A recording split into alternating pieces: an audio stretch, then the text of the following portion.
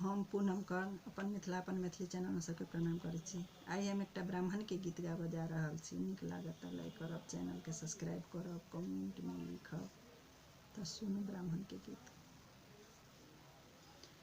बटिया जो हैते ब्राह्मण छतिया बिहुसी गेला।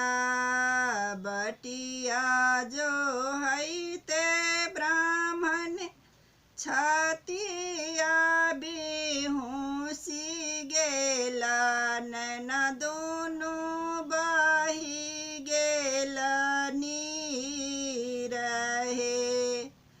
कथी बिनु आहे ब्राह्मण मुँहमा मलिन भेला। कथी बिनु सकल शरीर हे। कथी बिनु आहे ब्राह्मण मुँहमा मलिन भेला।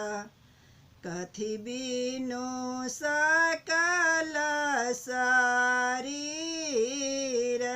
हे।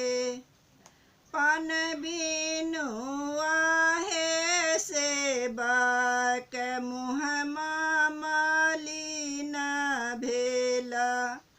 जनौ बिनु सकल शरीर हे। पान बिनु आहे सेवक मुँहमा मलिन भेला।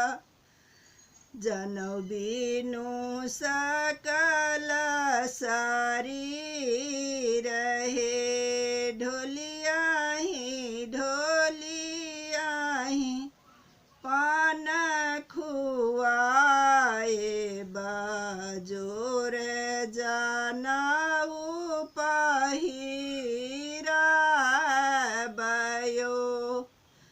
ढोलियाही ढोलियाही पान खुआबा।